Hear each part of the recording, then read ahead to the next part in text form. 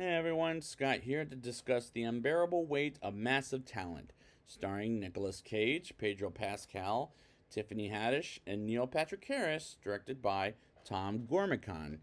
Now, before I get into this movie, I have unfortunately seen part of that awkward moment. Didn't really like it too much, I'll say. I saw like half of it, just ran out of there thinking, this movie's fucking disgusting. But moving on, the trailers for this looked appealing, and I had to go see this twice for the first viewing to see it as it is, and second viewing to take the notes. So let's see how this goes. Let's get into it. Let's see if it's funnier than the trailer itself. Here we go. We start with a couple named Carlos and no, not Carlos, but someone and with Maria watching Con Air with this movie's star, whom I'll get to in a minute as they get captured, which starts off the plot of the movie as something that makes sense if you've seen the trailers. Kind of. In Los Angeles, California, we meet the movie star Nick Cage, played by Nick Cage himself, when he goes to a restaurant to meet his director friend David Gordon Green that Nick wants to be in, named David. Yeah, anyways. As Nick reads for him, which was over the top, which is how I caged Nick can get, how uncaged Nick can get at times, as he really needs a hit. And as he drives home his split personality, Nicky, also played by Nick Cage, tells him he's a movie star.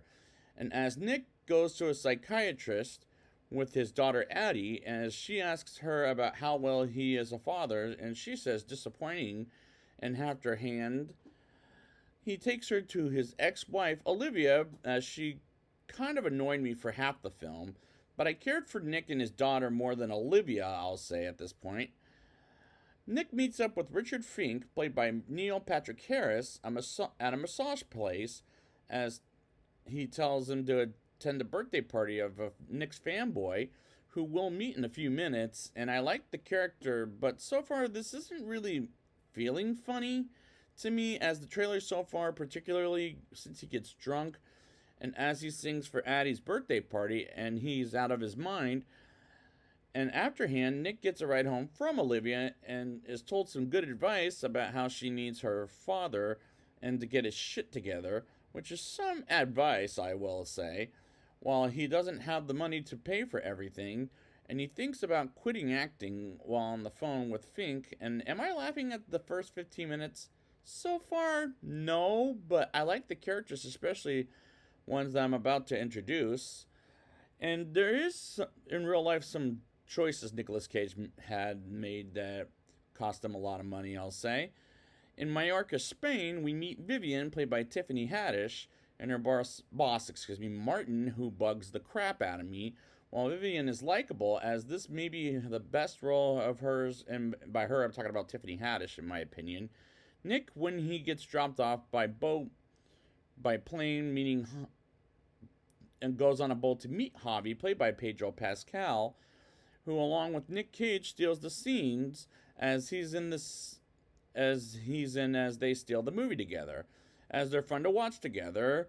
While Javi is nervous about Nick, we learn he wrote a script for Nick, and the next day Nick is jet lagged as his assistant Gabriella forces him out of bed to go to the cliffs with Javi, and jumps off a cliff with Nick. And all this is fucking random, but it's the best Nick Cage has been since Adaptation back in 2002 and Kick-Ass. And same goes to Pedro Pascal, as his favorite three movies are Face Off with Nick Cage himself, a movie that's one of Nick's favorites called The Cabinet of Dr. Caligari, which he did bring up earlier in the film that was released 100 years ago, and the third movie I reviewed called Paddington 2, which is a good and interesting choice in my opinion.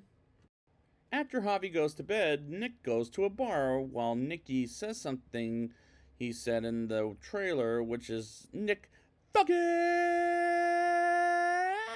Wow, Cage! And I can't do it justice, I will say. And after the scene, Martin and Vivian gets Nick as they tell him they're in the CIA, and they bring up Maria as Nick asks Nick to spy on Javi, And the next night comes we're at Javi's birthday party when the lights go off, and Nick goes upstairs to set up some cameras and tries to hide and touches his forehead and gets stoned or poisoned or something and tries to get the antidote before he dies, as he dies briefly until Vivian yells action and puts an antidote in him.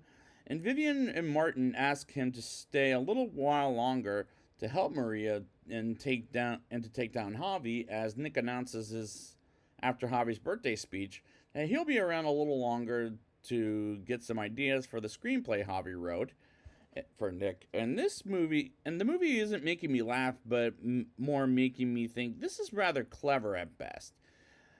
While Nick looks for Maria, he bumps into Javi and gets a drip of acid in his system, and they both get high and think a couple of people are watching them and run away from them. And Nick tries to lift Javi, but he can't and leaves him, and as it turns out, they could have gone around the wall, which was over the top and kind of stupid. And unfortunately, I'm not laughing, as this scene was in the trailer. And I do like some of the characters like Nick, Javi, Addie, and Vivian, as Nick and Javi are gold on screen, and Addie is the least likable character, while Vivian is a little mature for Tiffany Haddish to play, as she is trying to. But I'm not the biggest fan of hers, I will admit. I'm not going to lie. Nick drives home while on acid, and Nick goes to the bunker, and Javi lets him in, and shows his obsession of Nick's movies. Like, I saw a poster of National Treasure, and has some things with other movies like The Chainsaw from Mandy, The Golden Guns from, I think it was Lord of War, but I think it was Face Off too. I can't remember.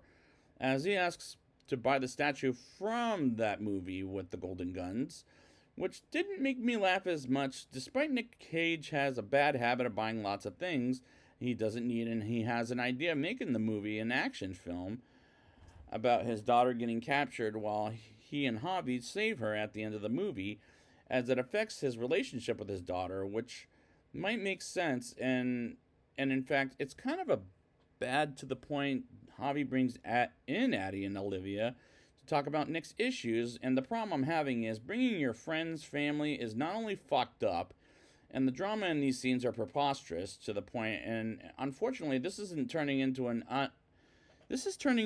action movie with drama instead of a comedy, which is a real problem from the get-go.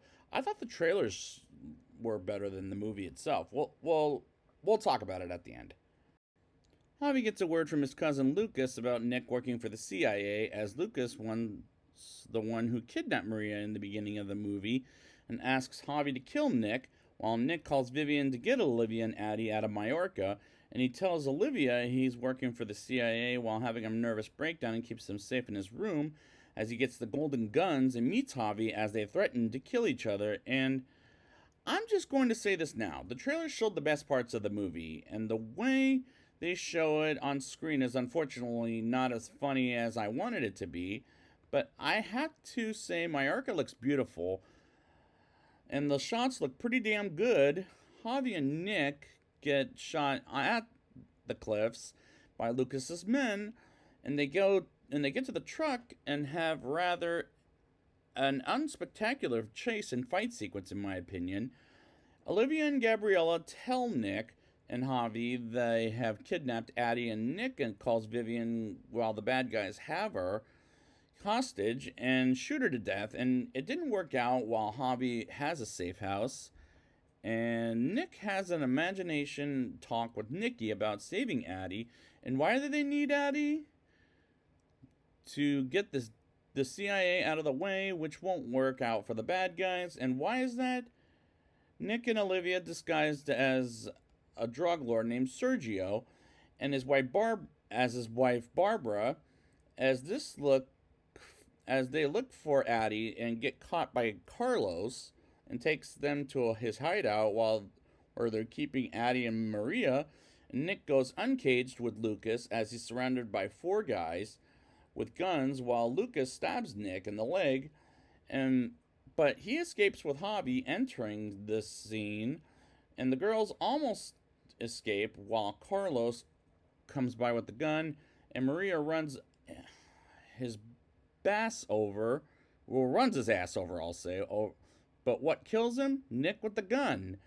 as they almost drive away, but Javi and Gabriella want revenge on Lucas and get briefly shot at by. But Javi and they're both not dead, I'll say. I'll discuss that in a few minutes. And Lucas goes after Nick and the girls as Nick goes to the police station, as it ends with the police capturing Lucas, and we see actress portraying the scene as Demi Moore and plays Olivia, and an actress from iCarly is in the movie as Nick promoted the movie he worked with Javi on by being at the premiere. While the audience loved the movie and Javi appears, Nick, Olivia, and Addie watch a movie of Addie's choice as she picks Paddington 2, which because there was a joke where they watched Paddington 2 earlier and how much she loved it, I should say. And the movie ends with Nikki saying, "Nick, fuck it! Wow, Cage!" As the climax didn't convince me that they weren't going to make it out alive, but at the end of the day, it was fine, as this whole movie is just fine in my opinion. Now it's time for the rating. I'll give this movie a 5.6 out of 10. Unfortunately, it didn't make me laugh like I wanted it to, as as the movie turned into an action movie, and I thought it was going to be like a comedy. The trailers did spoil the hell out of this thing, and I thought was going to be funny in the film, and I did like a few characters, and Nick Cage and Pedro Pascal were gold in this movie, as they were the best thing about it. At the end of the day, I thought the movie was just fine, as I wanted it to be better than it was presented on screen, but I had an okay time with it, so yeah, it was alright. So, mild recommendation for this, and I would like to thank you guys for joining me for this review of Nick Cage trying to make fun of himself, even though it wasn't successful, or it went anywhere, and until then, until we get but till next time, not that I went anywhere.